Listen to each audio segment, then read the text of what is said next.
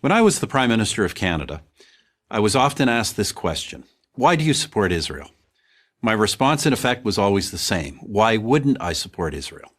Why wouldn't I support a fellow democratic nation where open elections, free speech, and religious tolerance are the everyday norm? Why wouldn't I support a country with a vibrant free press and an independent judiciary? Why wouldn't I support a valuable trading partner and a wellspring of amazing technological innovation? Why wouldn't I support our most critical ally in the Middle East and in the international struggle against terrorism?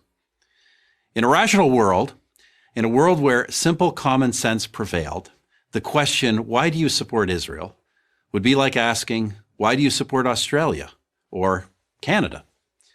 But we don't live in that rational common sense world. So the case for Israel has to be made over and over. I, for one, am happy to make it. Let me start with this. Every military action Israel has ever taken has been to protect itself. Israel is not an aggressor state. It's a defensive state. This has been true from its founding to this day. As a fledgling nation in 1948, Israel was immediately attacked by its Arab neighbors. Their goal was not to contain the tiny new country. It was to annihilate it. No nation came to Israel's aid. Not the United States, not my country, Canada, not the United Kingdom. No one. They all thought Israel would lose, but it didn't lose. It won. In 1967, Israel's neighbors again sought to utterly destroy the Jewish state, a nation that had then existed for 2 decades. Again, Israel prevailed, and it survived another all-out attack in 1973. Those are the big wars, but I'm not sure there's been a single day in Israel's entire history when some act of terror has not been waged against it, inside or outside its borders.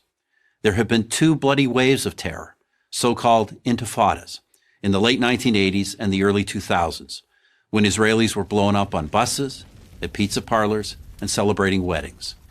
There have been incursions from terror groups like Hezbollah in Lebanon. There have been thousands of rocket attacks from Hamas in the Gaza Strip, even after Israel completely withdrew from that territory in 2005.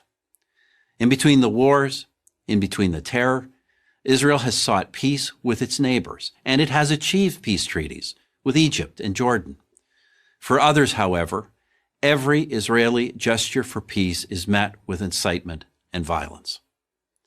I recount this history for one reason.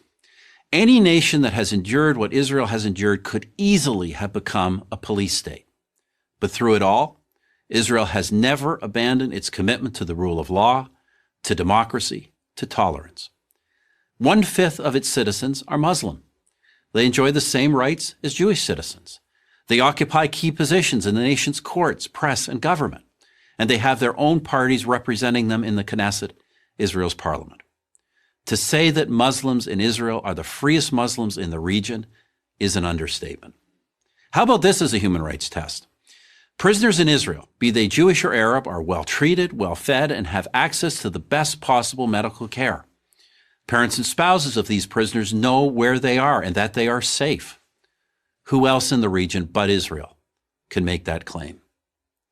Through all the wars and all the terror, Israel has survived, and especially in the last 20 years, it has thrived. It's known as Startup Nation, and with good reason.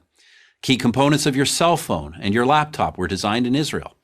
A drug or a medical device that has saved your life or the life of a loved one may have been developed in Israel. Yet there are leftist politicians, activists, artists, academics, and college students who devote their lives to denouncing Israel, calling for boycotts, demanding it be cut off from academic and professional societies. Do they denounce the Palestinian leadership that hasn't held an election in well over a decade? Do they denounce the leadership of Hamas, who use women and children as human shields to protect their fighters? No, they denounce free, vibrant, democratic, innovative Israel. With all the brutal and violent regimes, not only in the Middle East, but around the world, how is one to explain singling out Israel for condemnation? Sadly, only one explanation fits: anti-Semitism. Do these haters of Israel question the legitimacy of any other democratic nation, of any nation for that matter? Of course, the answer is no. Somehow they only managed to oppose the Jewish one. The State of Israel has now existed for 70 years. It is one of the freest, most prosperous, most successful nations on earth. Why do I support Israel? Why wouldn't I? Why wouldn't anyone? I'm Stephen Harper, 22nd Prime Minister of Canada for Prager University.